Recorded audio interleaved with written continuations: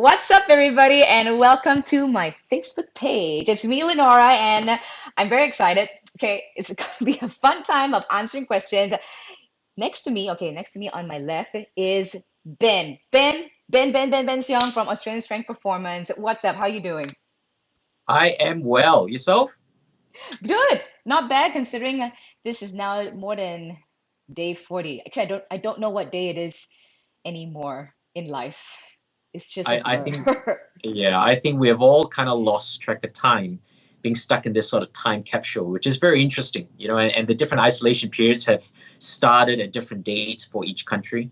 And this would be week six for us, starting here and ending week six, or starting week six, if anything. Yeah, for those who don't know, Ben is all the way in Australia, Melbourne. So rather different. Just roughly what is it like at for you in Melbourne right now? So we are definitely on lockdown, Mm, and I haven't come out at all from my house at all, not even onto the porch. Well, no, I made it to the porch. That's about it, but not right. out at all. So do Well, you still get to go out? yeah, our situation probably looks a little bit better to yours. All gyms have been shut as of the 23rd of March. So we've been shut. This is, like I said, 6 weeks and counting. We're starting 6 weeks now. And so gyms have been shut, but I guess there are several reasons on how we can actually go out. One of them is if you need to go get essential supplies, you need to go to work, so you're an essential at work. You in the medical industry or in the food industry, you need to work in the supermarkets or something where they call you an essential. Mhm. And really, exercise is the other reason where you can just go out and go for a run and come back home. So we're still allowed to do that. However, there are strict social distancing rules where we have to keep, which means that individuals have to stay at least 1.5 meters to 2 meters apart from each other, no more Right. than two people at any one point of time. Same. And obviously, if you are family, that's okay, but if it's with someone else, then it's no more than two. So if you go down into Melbourne City, past the city is dead quiet.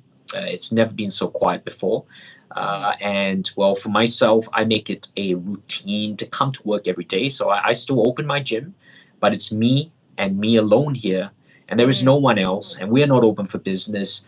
But it allows me to focus, get my routine done, gets allows me to work laterally and think laterally to get projects done. I guess right now it's all about this period where uh, I'm really sowing my seeds in that Ye- sense, Right. and we'll probably have to wait for the harvest. So right now it sounds like the perfect it's like you got perfect routine and everything, Ben, but how are you feeling? I mean, like how has this COVID actually just briefly affected you mentally? I mean, you sound like you're staying really strong in the situation, but your thoughts Mhm. on it. 100%, 100% mentally. I mean, all the businesses within Australia, if not majority, are being affected from a financial position. We are in the worst economic crisis of its time, of our time, really. Yeah. And speaking very, very honestly and bearing my soul, financially, we're not getting anything in. So, am I worried financially? Absolutely, right? I mean, everyone has to live. I've got a family to feed. But at the same time, it's nothing that I can do physically to make the situation better based on the outcome. What I can do is work on circumstances that I can control. Mhm. And even though physically where the gym's not open, we have no membership coming through, we have no finance from that. At the end of the day, it's an opportunity to work on things that enable my business to grow once this lockdown period is lifted off. And so that's what I've been focusing on. I mean, it was very hard for the first 2 weeks trying to, every trainer, every coach is trying to run an online or virtual service out there. Everyone Yeah. is trying to promote a whole range of different exercises, which is bodyweight exercises, lifting couches, lifting benches, and you see everyone improvising. But at the end of the day, if you look at what's going on, one of the biggest takeaways that I feel that I've has worked for me over this period of time is Yeah. actually not about implementation. It is nothing about active implementation. In fact, it is about passive thinking. And what that means is stepping back to see what the rest of the world is doing. Hmm. Whereas in my in stepping back, what I'm doing is uh, contemplating on how I can make things better, rather than rush into just telling people, okay, you can work out with body weight and do this exercise or that exercise better. There is a plethora of information out there right now about Yep. this. There's There just too is no much. use. There is no use trying to oversaturate the market with more information. What there is use for is understanding how people are reacting to the situation and the information out there. A lot of people don't know how to put exercises together, even though simple and practical exercises are being shown. They don't know how to put it together. People are not motivated, irregardless of whatever programs you give them. So it is a motivational problem. It is understanding how to put things together as a structural problem. The solution in what I'm seeing comes in relating to the individual, relating to the problems that the individual might be facing during this isolated period. This is a period of time where it is quieter, and most people in quiet times have their demons come out.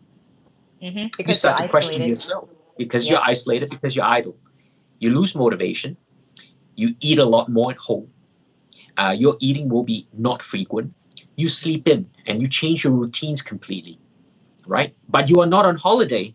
You are staying at home. You think about your financial situation and you are highly stressed. You are with family members that are not normally at home. And again, you are stressed because you don't know how to handle them or deal with them. So whatever's going on around us is more than providing people with a solution, is understanding that they're in a period of stress. If you're a fitness professional or a coach, then understanding to relate to your clients more about their individual stresses is more pertinent than giving them a program. Yep. Can I just cut you People there for want a second, right, Ben? And just to let you know, guys, Ben, he's got psychology. He's got a certification in psychology, and he's also my coach. So Ben always does mindset talking with me, and that's one of the key things that actually grills me back into whatever that I need to do, which I'm very grateful for. So yeah. So sorry, Ben, you were continue what you're saying? Mhm. Yeah. So I think more than ever, we need to learn how to relate with each other.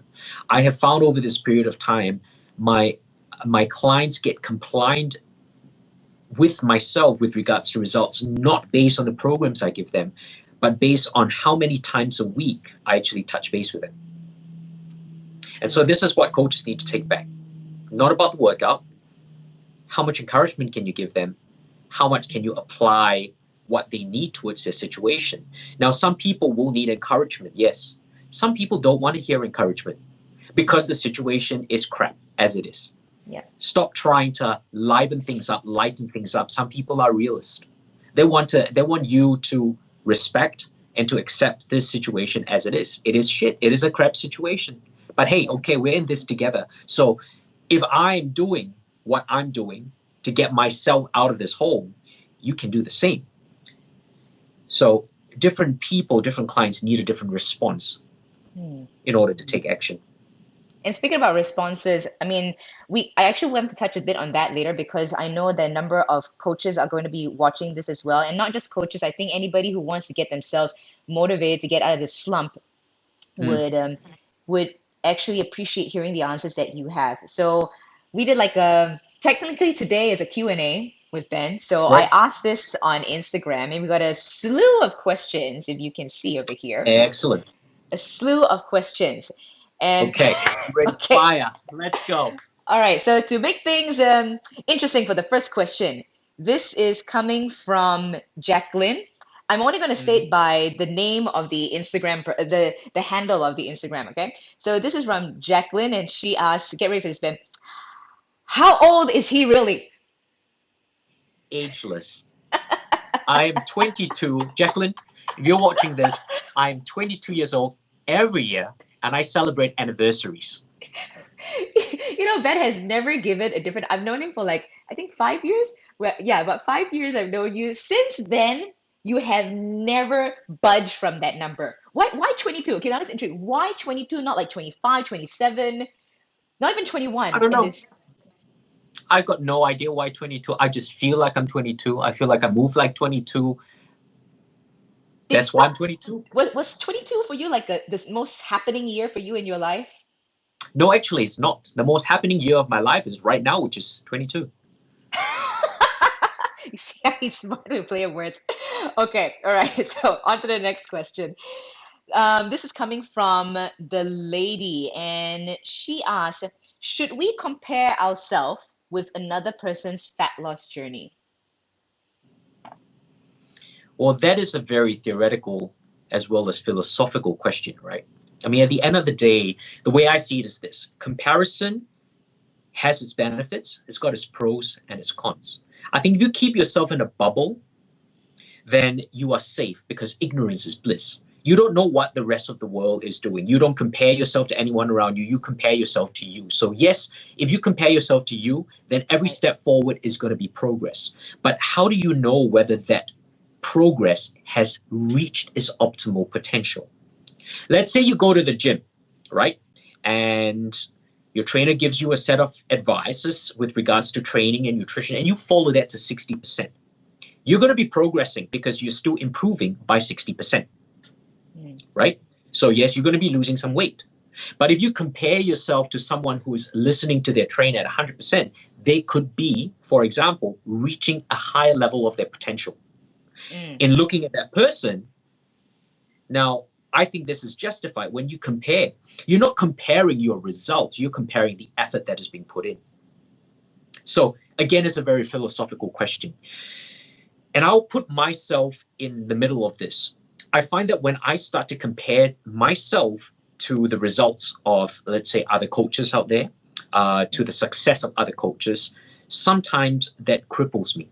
That cripples me because I'm so focused on looking at how well they've done. I fail to realize how far I've come. Hmm. Yep. So it Correct. depends, it really depends, I feel, on the personality of the person. Some people can use comparisons to drive themselves. Hmm. Some people use comparisons and cripple themselves with it. What is your personality?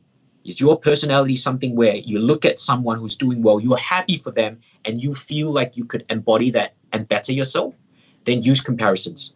And if you are someone that will look at someone and cripple yourself because you go, that person did that and could get so far, but if I do that, I'll never get that far, and you start to look down on yourself, then understand that that's not going to help you get better. That's not going to help you lose weight. In fact, that's probably going to get you frustrated, emotional eating, gaining more weight, and then back to square one and putting the blame on other people apart from yourself. Hmm. Yep. So I think it's really important, like what Ben was saying. It even for me, Ben, with the sport that I took part in to get for the past few years in say bikini, being a bikini athlete and whatnot. There is tons of comparisons, and I remember the first question you asked me before I competed. You asked, "Do you know who's competing next to you?" And I was like, "No, I actually don't know. I also don't want to know because I think for me, mentally." I don't want to look because if I look, for me, I say that comparison would not do great for me. I can compare myself to how I was yesterday, but if I were to look, so just to the lady answering your questions, just my opinion, don't compare. It's it's a dangerous route if you do compare to yourself to anybody. It takes away the focus, which it should be you. That's my Mm-hmm. 2 cents. Yeah. Okay, this one is from her. One more question from her, and I think you're gonna like this one. How does food change our mind, body, and activeness? Because Ben can go write. He can probably write a whole encyclopedia about food. So, how does food change our mind, body, and activeness? Where do I start on this question? See what I mean? It's a Where do I lot. start on this question? Okay, first and foremost, We'll I try to think keep it short. food. I know it's hard too, but let's try to Okay, keep it short. I'm gonna keep it as concise as I can. Yeah. Food, first and foremost, will affect us on a psychological level because a lot of our emotions are tied down with food. As a child, when your mom gives you food, it can often be to pacify you for you making too much noise. It often can be something that will calm you down if you're making too much noise. Mom gives you a chocolate, for example, to say, hey, here's a chocolate. If you're not calming down, I won't give you a chocolate. If you're bad, I will not give you a chocolate. So food is used as a reward and a punishment to a degree. So it starts to shape our behaviors. This is where we need to understand our relationship with food actually stems from there. A lot of us nowadays, when we start to eat certain foods, there is a connection with how foods make us feel. There's certain childhood treats that you would take in right now that will bring you back to childhood, and you will smile and you'll be very happy. There are certain foods that will bring you back to childhood if you were a fat child and obese and being teased, that you would never ever want to go back there again. So foods, more than anything else, shape memory and an emotion. This is how we are being shaped via foods from an emotional point of view. Now, physically, we understand that refined sugar, for example, that's taken in, that also alters the dopamine receptors within our brain. So it actually physically changes our brain.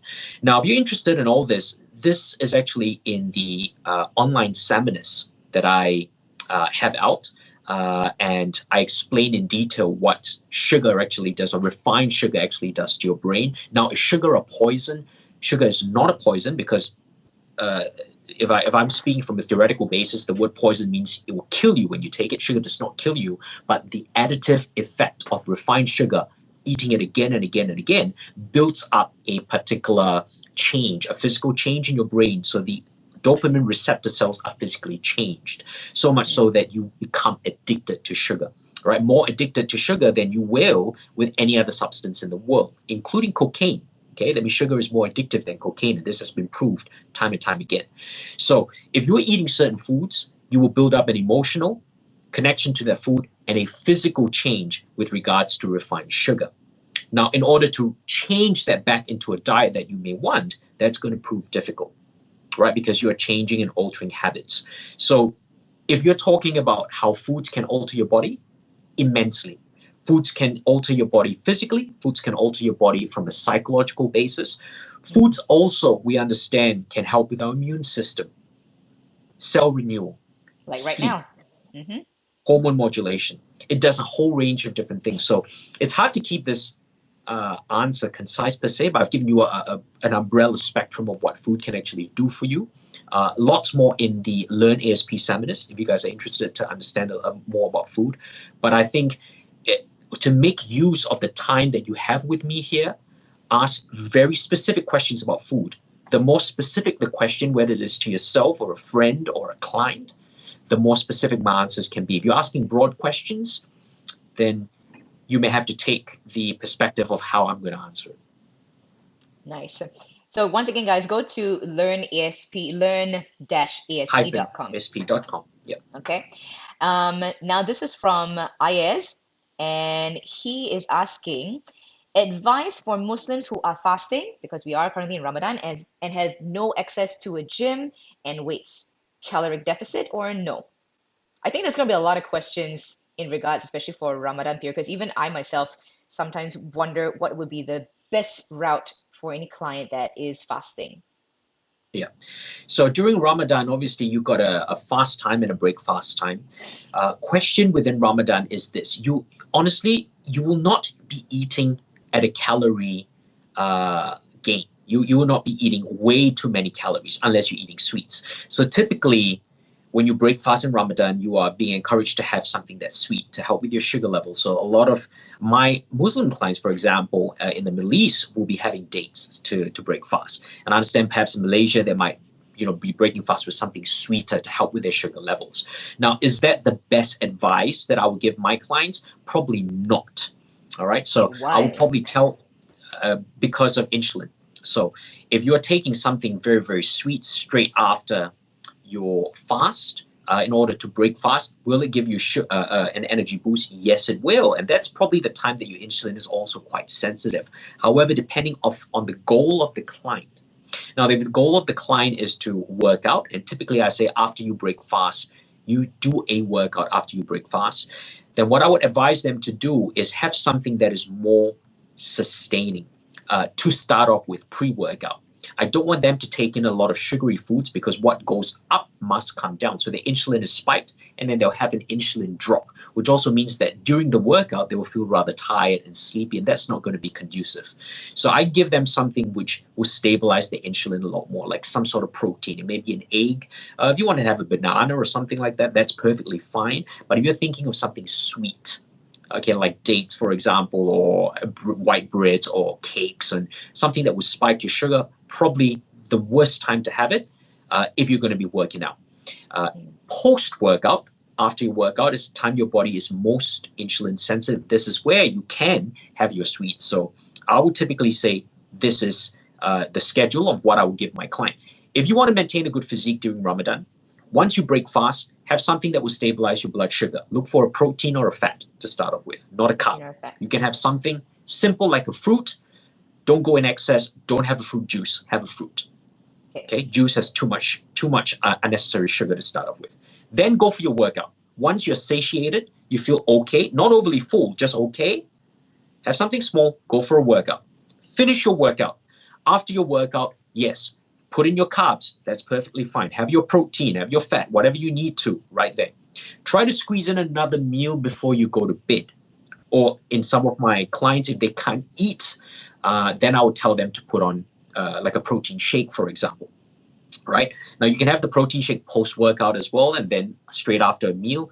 But the key there is to try to, if you want to maintain, keep your calories roughly about the same as it was before. You can use this time as well if you want to lose weight and drop your calories. Yes, you can use it effectively, but this is not a time, for example, where most people gain weight. That means most people won't use this time to add excess calories because the window is too short. So Ramadan typically is a time to either maintain or to lose weight per se. Mm-hmm. However, what I really want to point out is that a lot of people use this religious time to eat crap. They feel like they can justify their macros because at this point in time, if they're eating less, they can eat more crap and keep their macros as it is. Now, I'll tell you what, you cannot outdo a bad diet. It's not if it fits your macros, yeah? It's not. If it's definitely not. I'll tell you 1 day, 2 days, 3 days, fine. You can eat crap and you stay the same. Do that for a month. And I'll tell you, even though your calorie count drops, if you are eating crap and you're justifying it by macros, watch your physique change.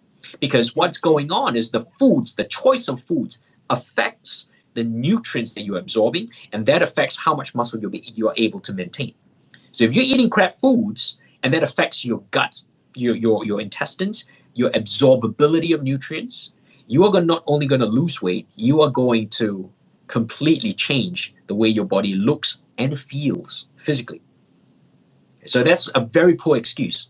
Okay, Ben, just for fun, I just want to see, like, is there a way, if say you're trying to tell what you just explained, that part of where if you're eating bad foods is going to affect your gut, how would you tell it to a young kid?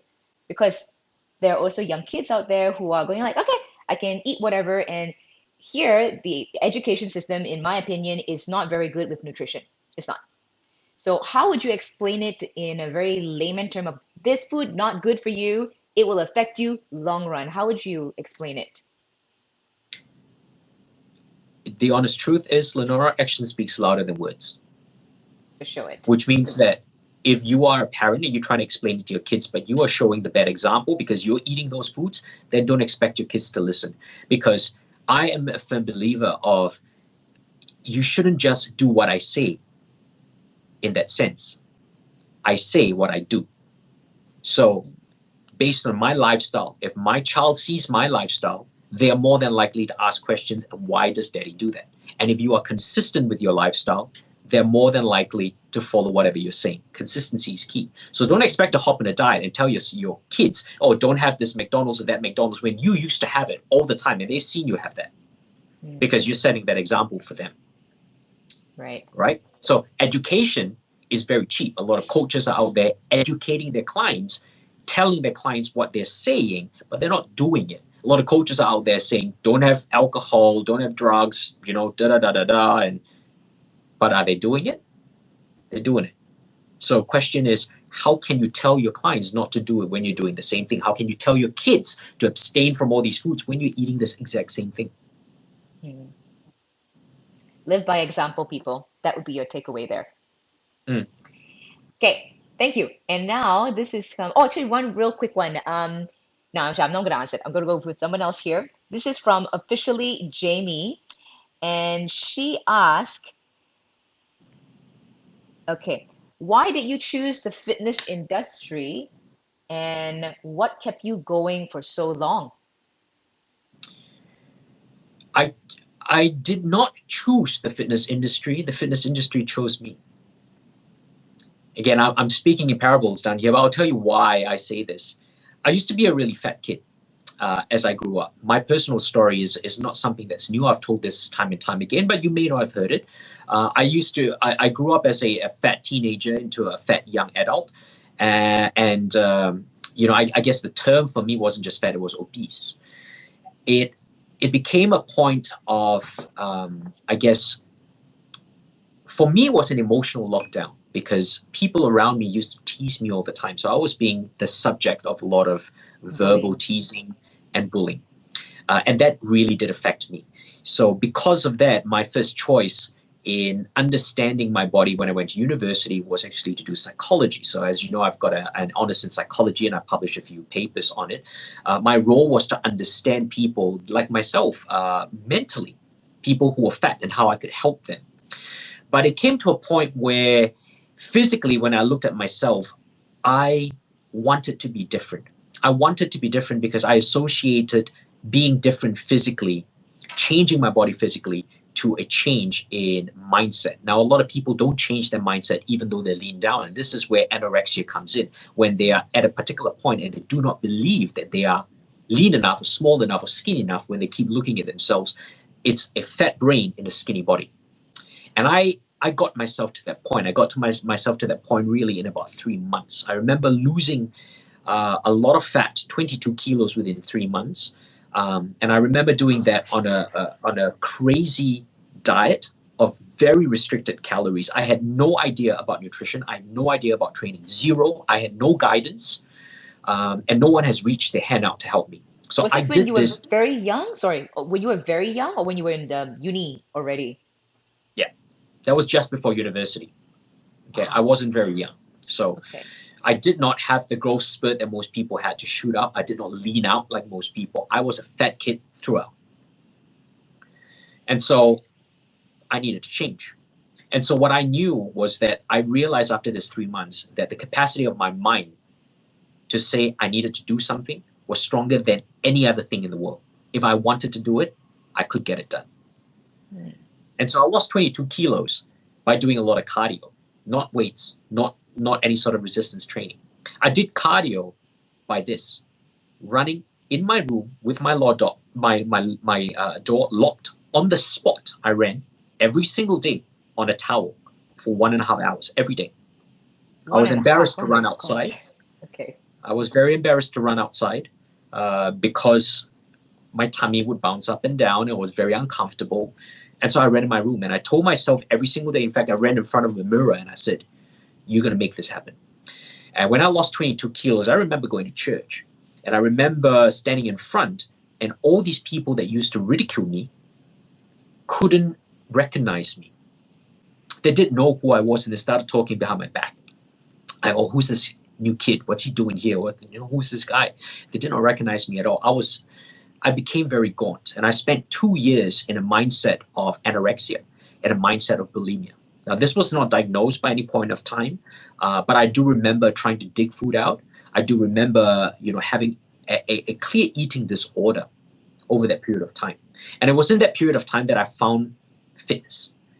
More than the word fitness, I found training with weights. I realized that training with weights could be an option on how I could change my body physically. And so I started to dabble in understanding that. Again, with no experience and no guidance, I just decided to train in the gym, learn on my own accord, watch videos, and then become a certified fitness instructor. And so that kind of started my journey. And then plus the psychology degree that I did in university gave me more of a background. And that kind of kickstarted everything. So as I said, fitness chose me. I didn't really choose it. I didn't understand anything about fitness. It was out of my life experience that I hopped into this. But it gave me an understanding of myself and my body that I guess I continually pursue. Because the more I learned about fitness, the dumber I felt in understanding my body. Your favorite line, the more Theories, you yes. learn, the more you know, the more you don't know. The more you know, the more you don't know. And there's so many theories out there. There's so many fitness professionals and gurus that are talking and saying certain things. And I've tried so many things, but what works for them and doesn't work for me. And so this begs the question, why do I need then to individualize protocols? Because what is one person's what is good for one person will be another person's poison. And that is the center of why I'm so passionate about fitness, is because I realize that every person is going to be different. I realize that whatever I say, there are ways of changing things around that would suit the person more optimally. So I'm constantly on a quest to learn more because this intrigues me. This intrigues me from my soul. It is not something that I say. It is something that I do. It is something that I live by. So if you hear me speak about fitness, about nutrition, about training, it is not just theory. It is what I do on a daily basis. It's my religion per se. Right. She's actually got a lot of questions, Ben, but I think because of time, I want to also give chance to other people. So, Jamie, Ben's going to be doing more lives with me. Okay, so you can ask him more questions, and you can also beat him on Instagram at Ben Performance Coach. I gotta move on. Sorry, I want to give your questions more visibility, but I gotta give it to others too. This is from Serious Sam, and she asks, "How do you recommend women alter their training and diets around their menstrual cycle?" Oh, that's a great question. I know. Go. The answer is with regards to how severe your menstrual cycle is. The more severe a female has with regards to their menstrual cycle, the less that they need to do or they should do over that period of time. Severity of the menstrual cycle could depend on a range of different factors. So essentially, it's heavy blood flow. It's very severe PMS. It is things like sleepless nights. It could be very serious cramps or pains, severe bloating. In some of the cases of my clients, you probably get things like body odor as well. Some severe cases of them believing that they have body odor, even though standing next to them, I don't smell it, I don't feel it, but perhaps they feel that way based on pheromones. It could be anxiety. It could be mental anxiousness over the time of the period. As well as emotional instability. So there are a range of different factors that would classify a severe period. The more severe the period of a female, the more that their stress levels are being heightened in their body. And so if their stress levels are extremely high, then what they will want to do is to stay off training. So I don't care how effective their training protocol is. It is not about theory at this point in time. The simple answer is don't train. So it's the severity of their period. If their period is not as severe, they can move into training, yes. Now, with regards to what I always tell my female clients is there are two strategies around the period that they need to understand. This includes PMS, probably a period of 4 days, 5 days leading into the period, as well as the first 3 days of the period. So a total of 7 to 8 days that they need to look out for. So the first 5 days PMS leading into their period, the first 3 days of their period. Okay. During this period of time, I would always tell them there are two main strategies they need to keep. One of them is up their starchy carbohydrates. So I don't care if you're a carb phobe, you're scared of carbs, you will need to increase your carbohydrate content because that is the time where you will need it the most. Wow. Secondly, they need to up their magnesium. Okay, so they need to take a good source of magnesium and they need to turn up the volume on that and increase the magnesium. Both carbs and magnesium work to do two things. One of them is to decrease cortisol and stress levels, okay, because that's the one factor that causes a period to be quite severe. Secondly, it also prevents them from craving more sugar because this is the time that they'll crave sugar. So if they're feeding their body with more starchy carbs, and you know that the source of starchy carbs are wholesome starchy carbs that are healthier for their body, they're more than likely to think more rationally because it is during this time of the period that a lot of females don't think rationally. Their arms go into the fridge, they take out a chocolate bar, and they don't realize they've actually eaten the chocolate bar, right?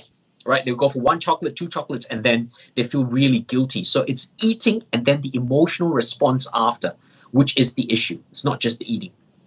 Carbs is your answer to alleviate this emotional response because all of a sudden now, if you have carbs in your system, you will not crave sugars as much.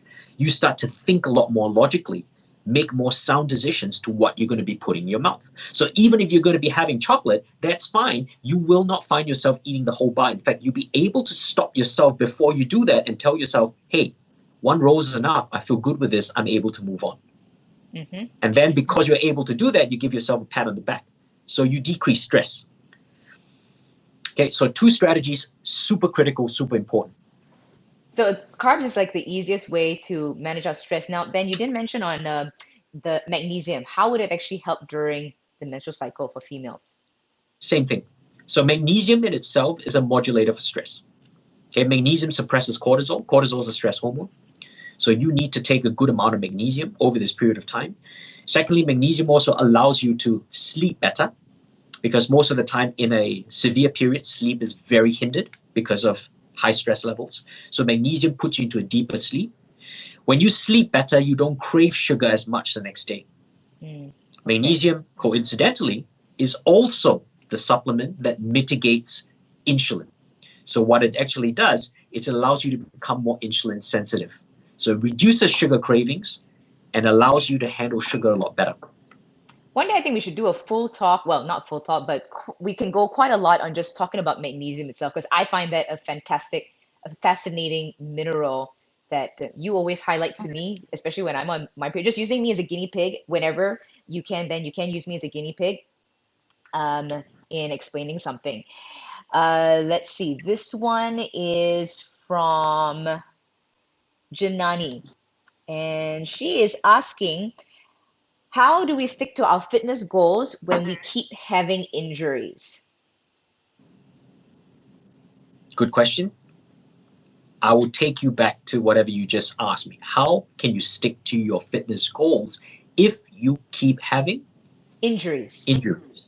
So question is this, why are you having injuries? You are having injuries because you are doing something incorrectly in the movement that you are doing. So rather than thinking about fitness and pushing yourself, which is the very old school mentality of let's push through this, you need to start evaluating what are you doing wrong that allows you to get injuries. Don't work on the fitness. Work on bettering your mobility, bettering your range of movement, bettering your imbalances so much so that you will not get injured. This is where people are too quick to rush into something, to do something because they see other people do it without realizing that their body is completely different. So a lot of people, for example, like to do CrossFit, but not a lot of people are fit physically. We're not talking about physical fitness. We're talking about muscular fitness. The muscles are so tight that they are not in the correct space to start CrossFitting. They need to do a lot of prep work even before they become like a CrossFitter. But a lot of people don't think about that. They want to rush into the workout because they see that a CrossFitter looks like that and they want to look like that. It's not about how they look. It's about what enables them to get the look, which is thinking the long term. So start thinking about what gets you injured in the first place. Is it your range of movement? Is it because you are doing rep after rep without questioning the form of your rep? Is it because you just want to get the intensity without worrying about whether you've got past injuries, at any muscular adhesions, any tightnesses that you need to look out first? Is there fascial tightness? So there is questions with regards to what I call prehabilitation here. Prehabilitation is the term that is used to describe any sort of activity that you do that will prevent injuries. Now we understand rehab. Rehab means if you're injured, you do a rehabilitation program to help your injuries. Now, prehab means I don't want you to get injured, so I'm doing whatever I can to prevent prevent habilitation, prevent injury. Yeah. So start thinking about what you can do to prevent injury first. Look at those areas, and then from there, move on to your program. I would also just add on maybe looking at the lifestyle that you have over time, the way how you move. Generally, it can cause tightness that may also cause the injuries that is already happening. You don't know it's accumulative over time. Like I think, for example, lower back or hip mobility, in when you're always seated down a lot and you don't move a lot, that could be a cause for it too. So just taking a look at lifestyle factors. This one coming from Kit. Okay, going a little bit more detailed, I think, Ben. So he asks, what's your view on the fact that humans don't have the enzyme to break down gluten? By right, shouldn't everyone be avoiding gluten-containing food in their meals?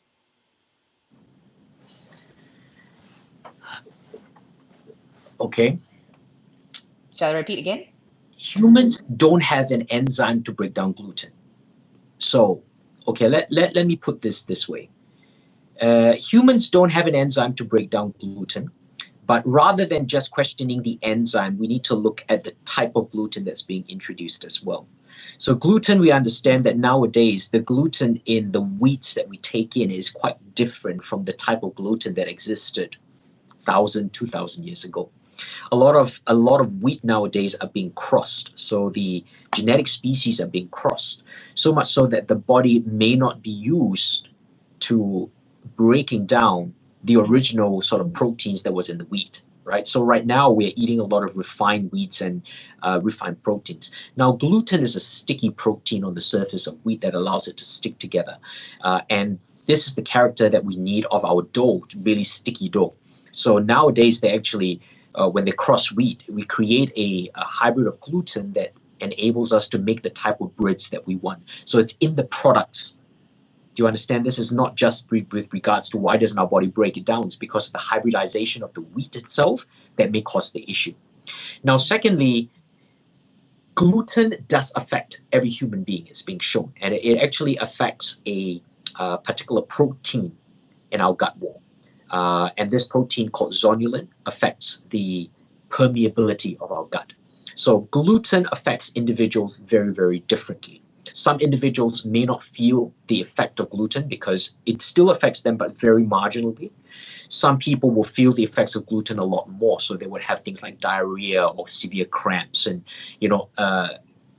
severe gut issues may be in circumstances such as celiac disease, right, which is quite pertinent out there.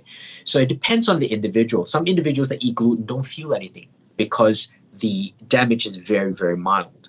Now, that does not mean that they're not being damaged. That just means that it will take time for the intestinal permeability to actually break down significantly for them to feel something, right? So is gluten a necessary protein in our body? No, it's not. Should everyone 100% stay away from gluten? I would also argue no. I will argue no, because you are in this world that is exposed to gluten pretty much everywhere. Even the nuts that you take in have been in contact with wheat. So a lot of nuts are not gluten-free. Why? Because when wheat travels with nuts, the protein rubs on the surface of those nuts, and you can have gluten on the surface of nuts. So there's gluten in everything. I think it's very smart for us to expose our body at times to gluten. Why? Because it is in our environment. And if you do not react badly to gluten, make sure you do expose yourself to gluten every so often now and then. I take myself as an example. Bread is not a part of my diet because I just don't have it. I don't have bread, but if I do want to have bread, I will have bread. So I will occasionally put it in because I feel like it, not because I have to or because I want to or I don't need to, but because I have to. Now, when I go outside, do I make sure that I will go for a gluten-free meal? No, I'm not that pedantic either. Because at the end of the day, my body needs to deal with the foods that I take in.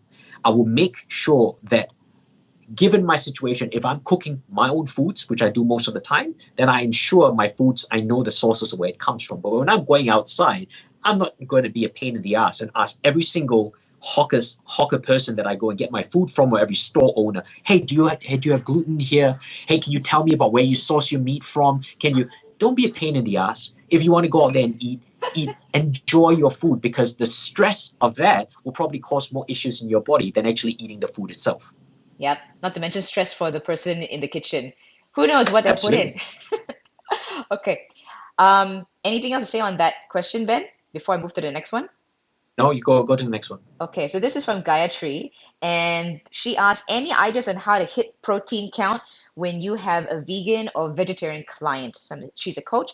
When taking soy isn't an option for them, especially in fat loss. Right now it's through protein shakes besides the legumes and pulses, but is there an alternative? Alternative from food or alternative from supplements? They're always alternatives. So if they're a vegan, for example, protein shakes are obviously your main go-to. There are different types of protein shakes. Some people may not be tolerant to pea protein as well, so be aware of that. Rice, hemp, you can all use that. I find that most people can be intolerant to pea protein, so be aware of pea protein itself. But I also look at things like essential amino acids. EAAs. So essential amino acids are extremely helpful for a vegan. It is definitely something they need to look into, because essential amino acids, they don't actually spike your insulin like a pea protein will. Okay, so pea protein does not, it probably spikes your insulin a lot more. So taking, and that insulin spike through the day is not conducive, it's not what you want. So taking an essential amino acid is going to be extremely helpful. And the one thing I need to add, apart from protein as well, is an omega-3. And you take an omega-3 from an algae-based oil. Okay, not flaxseed, because flaxseed is a very unstable oil. Flaxseed oil, most of them are rancid, so don't bother investing in that. Go look for an algae-based omega-3, because that would actually help to decrease inflammation. Now, for a vegan to become more anabolic, they need to actually look at the pathway the other way around. So rather than boost up protein foods, they need to decrease catabolic reactions in their body. And one way to do that is by taking an algae oil. Algae oil. So an example of that, Ben? Like I've never heard Uh, of algae oil. you need to Google it. So basically, it's an algae. An Hmm. algae is Like a marine seaweed? plant. Yeah, it's like a seaweed. It's a marine plant, and they have an omega-3 in it. So all you need to put is algae oil omega-3s. Okay. Okay, and you can get that. That's vegan friendly. If you are not a vegan, you can go for fish oils or Okay. krill oils. Yep. Okay. So I hope that answered your question, Gayatri. And this one is um, this is from Colleen, and she's also a vegan, by the way, Ben. Hey, Colleen. And she asks, how do you hit your macros when it's so hard to eat enough for your training? Well, She's also an depends MMA on, fighter. yeah, yeah. Hmm. So depending on what sort of training you are doing, right? And also, you see that there are a lot of factors when you're asking about just hitting macros itself, because are you hitting it for performance? Are you trying to maintain it for body composition? Understand that with a lot of vegetarian foods or vegetables, for example, if you are taking high protein vegetables like peas, like chickpeas, a lot of them are also very high in carbs. So with the introduction of proteins that you're taking in, you'll be jacking up your carb content. And unless your body is made genetically to handle carbs very well, you're going to be putting on weight with a lot of carbs and a certain amount of protein in your system. So you need to take protein just from protein sources, which means either protein shakes or essential amino acids, like I mentioned, Mm. right? So Okay. that's really what they need to look at. Now, the good thing I find about vegans is the fact that they are taking a lot of whole sources of, and they should be taking whole sources of carbs coming in. So rather than refined carbs, look for whole sources of carbs that they can actually take in. Whole sources of carbs are less likely to be refined, and they're less likely to obviously spike any sort of insulin that comes in as much as a refined source. Mm. Okay, so that's better. But macros isn't everything. Macros is and I understand that when you look at energy, absolutely you have to look at macros to a degree. But this question is a very subjective question, because it really depends on the individual. If my individual comes to me and has a high body fat percentage as a vegan, then I actually don't want them to hit their macros, because hitting their macros or their predicted macros can actually cause them to hold on to that fat, which is ineffective for them to put on muscle. The fatter the person is, the less ability the body has to partition nutrients and to put on muscle effectively. So again, this goes into theory. This goes into a whole range of other nutritional facts that we need to consider. So the question is not as straightforward as it is. Mm. Once again, remember when you're asking Ben, or actually for anyone, specific, be specific. Specificity. Yep. Okay, this is from Jackie Ben, and she asked, how would you advise one to break the cycle of emotional eating? I know you briefly touched on it at the beginning of our chat, but anything else you want to add on how to break the cycle of emotional eating? The first thing I think people need to understand is they have a problem with emotional eating, because a lot of people they don't want to recognize it. Mm. Right? The moment you recognize that you have a problem with emotional eating, you need to understand and try to understand where that emotion actually stems from. So this is psychological, and this may need the help of a therapist per se. Mm. Where does this emotional eating come from? Initially, at the start of our conversation, I mentioned the fact that food is always used as an anchor Reward. to something. Yeah, so an anchor to a reward, an anchor to punishment, an anchor to whatever it is. A lot of emotional eaters feel that emotional eating is not just a way out. Emotional eating is actually a way for them to control their body. Emotions are something a lot of us don't have control over, right? And so when we don't have control over emotions, we lose ourselves to it. Emotional eaters typically find that, and this is based on my interactions with emotional eaters, by choosing foods and putting that in and eating foods, they physically have control over what they do. And in controlling something, they feel that there is a routine, they feel safe, rather than not being able to control their emotions, because the food suppresses that emotion. So finally, they feel like there is an anchor to controlling something, and that's why they do it. That feeling of having an anchor allows them to continue that action again and again and again. So in order to curb emotional eating, you need to acknowledge you've got emotional eating. Secondly, you need to learn to identify where that anchor comes from. Now, this will need a bit of digging because a lot of emotional eaters would have shut that off. That will be a part of their life that they don't want to know, acknowledge. It could be anything from sexual abuse. It could be anything from, self-harm. It could be a whole range of things, stress in their younger part of their life. It could be parental divorce. It could be something that is digging. You can see now the psychology is playing out. There is a lot more underlying factors to understand.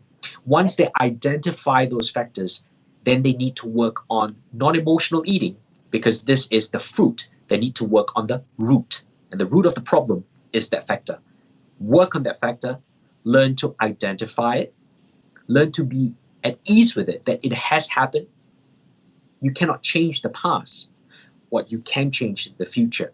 You can change your response to how you see that event. And that event cannot be seen by you trying to eat your way out of your emotions. That event can be seen because now you are in control of your emotions. You do not have to use food as a tool or a vehicle to get out of there, because you have every power to get out of there on your own accord. The power is in your hands. No one, not food, not anyone around you can have that power. And this is what we don't feel like. Emotional eaters always feel that they need to attribute something to the outside. No, you have everything internally to stop what is going on. You are not that little girl, that little boy in that situation anymore. You are not affected by it. Okay. That's the realization. First one is acknowledgement. Second one is identifying it, and then realize. Basically, it's a Dealing whole with it. realization, dealing with it. And dealing with it with a therapist or with someone who specializes in that particular issue. Okay, this is going a little bit, but kind of related to it, Ben. If, say, whoever is a coach, and we have many people who are clients, and they obviously, not being a coach is more than just counting and programming, is also dealing with the nutrition. So then when you can't seem to help that part, because definitely there is something going on, how can a coach respond to that? Because obviously they're not versed in it. They're not a specialist in psychology. What then would you advise for a coach who has a client that maybe is going through that emotional eating disorder? Because we kind of say, like, dig through your past. Maybe there's something there. Two things. Know your boundaries and your lines. As a coach, you need to clearly know what you can actually give from a professional standpoint and what you can't. A lot of coaches cannot give nutritional advice. They can tell their clients about food, but they cannot prescribe macronutrients. They cannot prescribe the exact amount of food the client eats, because that's based on a dietitian or a nutritionist. So know your boundaries as a coach. This includes emotional boundaries. You need to learn how to draw the line with clients. So for myself, if I've got a client that crosses that emotional boundary, I will let them know very fast. I'm here to coach you, and I'm here to give you an objective understanding of how to do certain things. Will I help you and hold your hands through this? To a degree, yes. But I am not your therapist.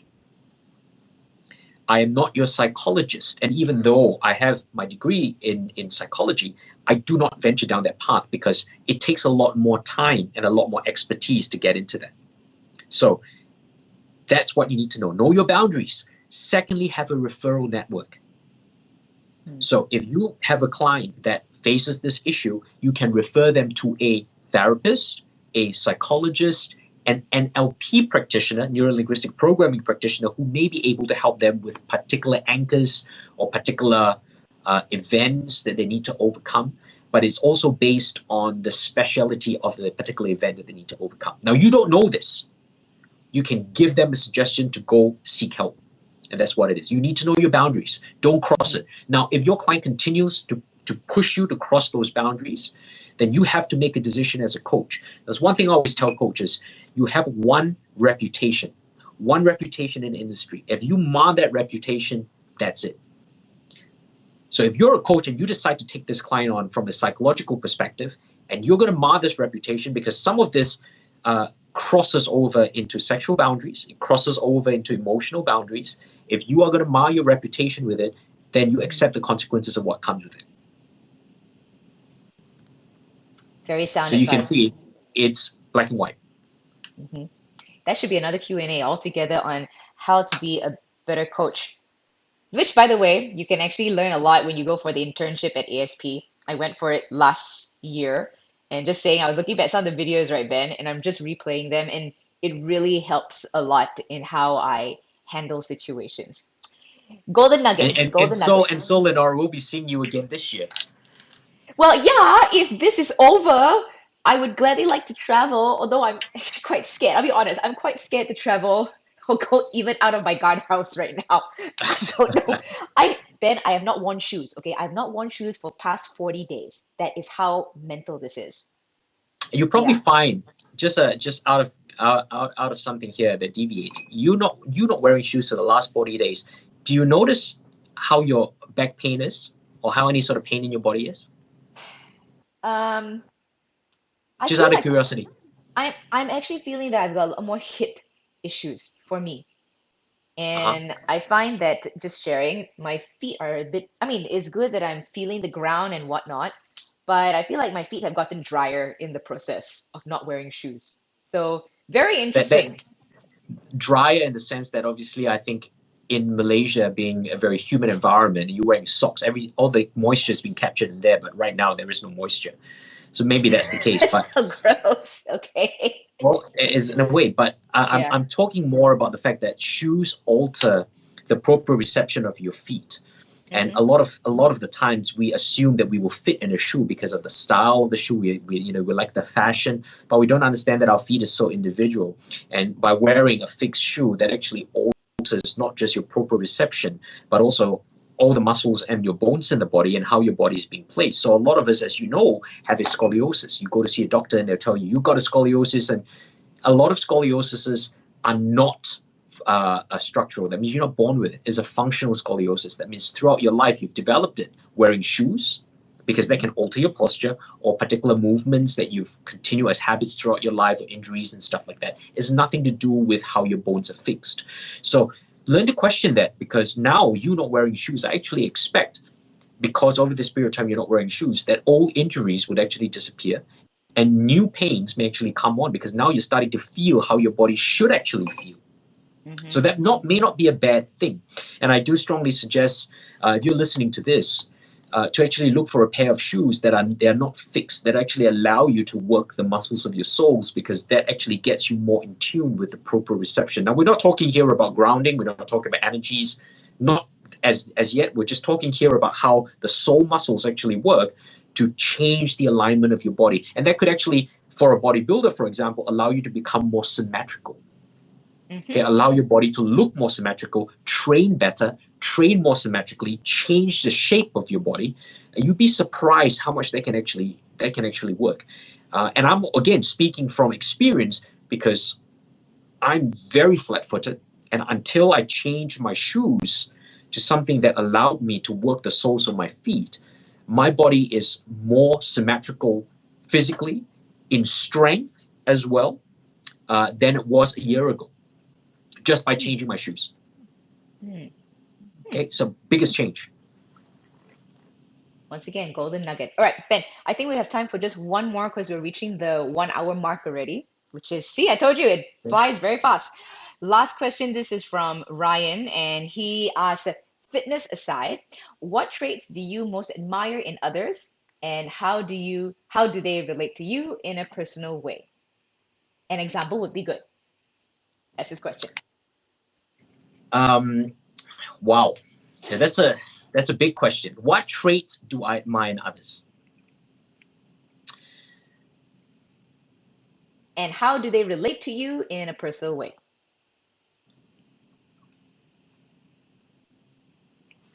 You know what? Two traits that I can think of right now.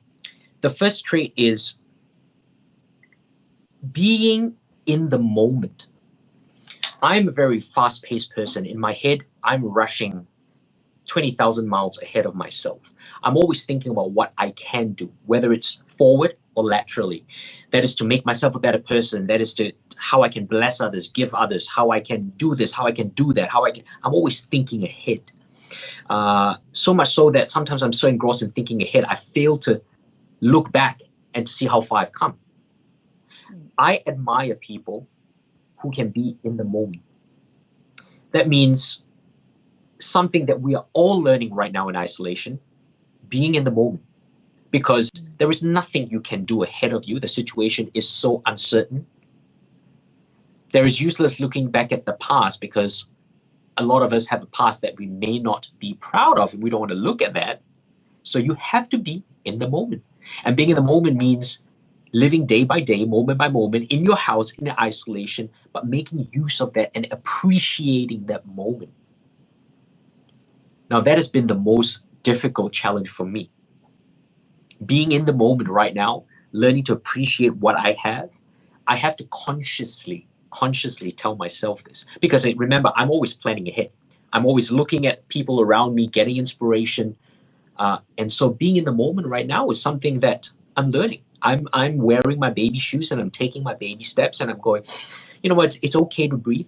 It's okay if I'm not earning the money that I've envisioned myself to earn. It's okay if my gym is not growing as it should. It's okay. It's okay. It's okay just breathing and being here and enjoying what I have because I'm always looking for what more can I give? What more can I get? Hmm. So I really admire people who can stay in the moment. It's a trait that I need to learn more because the more you appreciate the now, the better your future will be as well. Okay, so that's Hmm. definitely one of them. And the other one is innovation. I love people that think laterally, who innovate. And innovation is not just inventing products. Innovation could be thinking ahead of their times. Steve Jobs thought ahead of his time. Innovation could be thinking ahead in terms of energetic levels as well. So what I mean by that is we are always very reluctant to give based on our situation. Right now, when most of us are not earning enough, we may find ourselves holding back on a lot of our generosity, our finances, our resources. But this is also the time where, again, because I remind myself of the now, of appreciating what I have, I force myself out of the zone to innovate in giving, to how can I give more? Giving is not just something that's physical. Giving is something that could be energetic. Giving could be a text message to yourself, Hmm. Lenora, reminding you in Yeah. the morning, how's everything? I'm thinking of you. I'm hoping that you are well.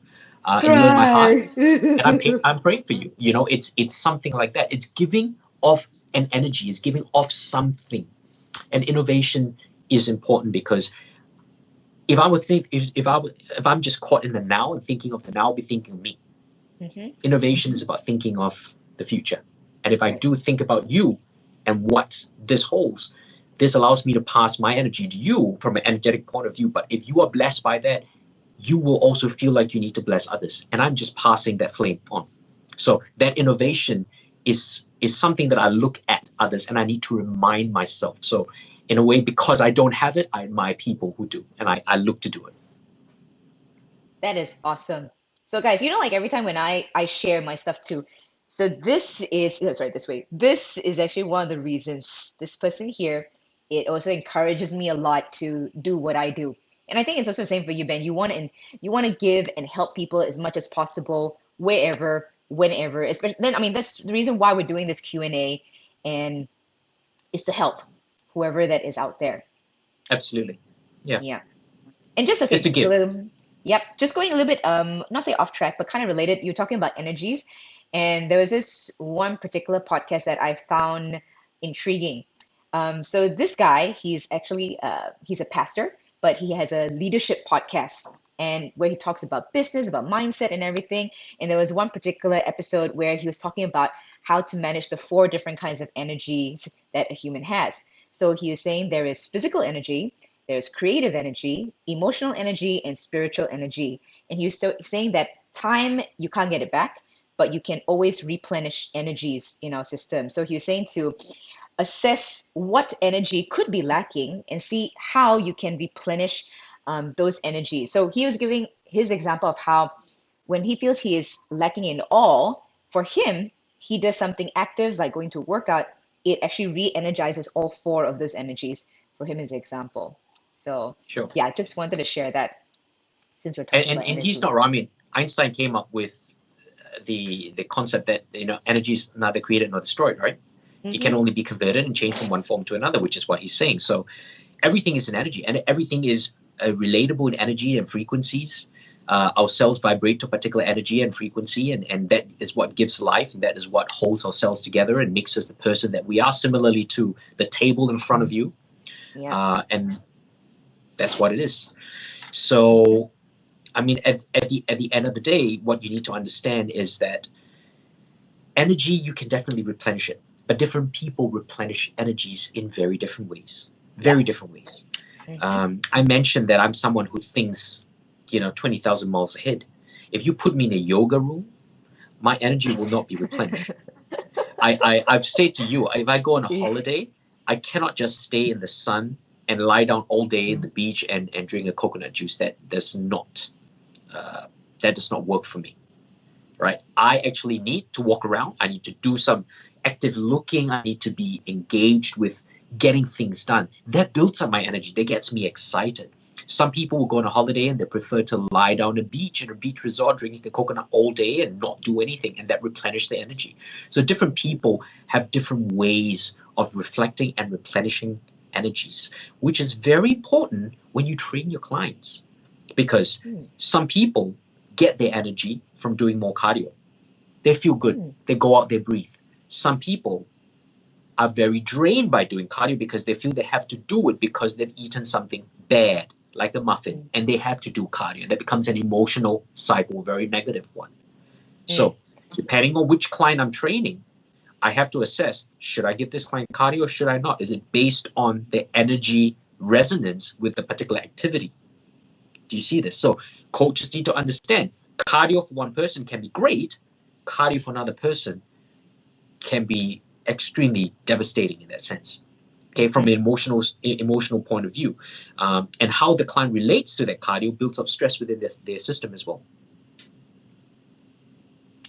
See, this is why, guys, you should go for the internship. So once again, I'm hoping that this is over. We can get ourselves to Australia. You were set to do the internship at ASP for a week, right, Ben? Correct. Now, obviously, with what is going on right now, we've scheduled the internship to be at the end of August. Fingers crossed that's going to happen, but we will see what the situation is with what is out there. Yeah, right. Okay, those are all the questions. Actually, there were more, but I think because I want to keep this to 1 hour, and that was great stuff, Ben. That was really like so many good stuff that people can take away from. So, guys, if you didn't get to hear your question answered, that's okay. There's still going to be more chances. We're going to be separating it into, we'll see how I can separate it out into different categories and maybe more specific, depending on the question that you guys would like to ask. And we'll also just see on the timing for that. Maybe then you can do a live, like live. I'm sure we could organize something. Okay. The more responses we get from your audience, Linora, the more that people are interested in particular topics and the more specific they can get, the more this becomes interesting. Because, again, a very general question will just give you, general answers. People want to know specificity.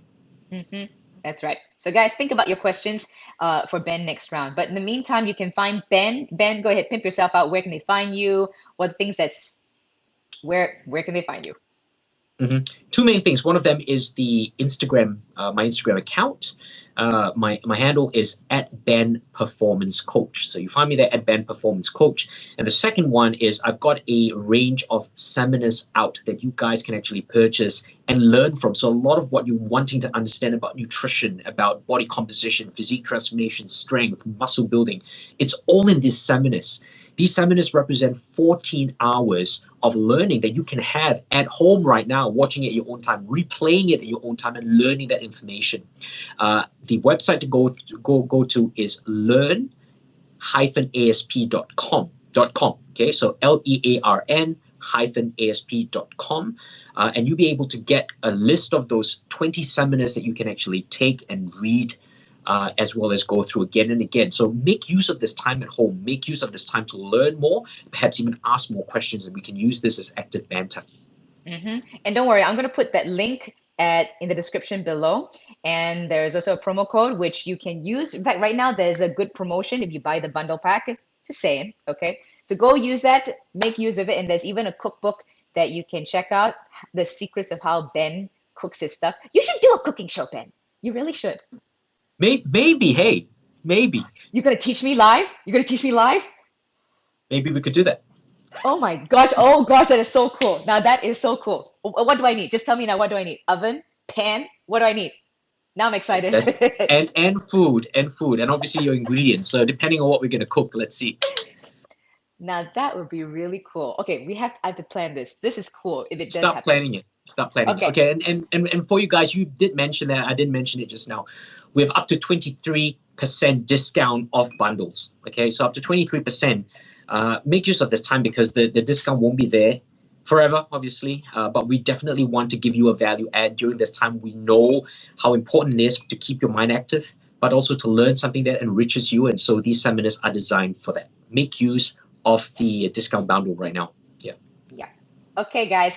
We got Cool. to chow because Ben's got to go be a dad, and I also have stuff to do. So, Ben, I will catch you in the next round. This was awesome. This was really such a great chat, and I look forward to the next one. Look forward to it.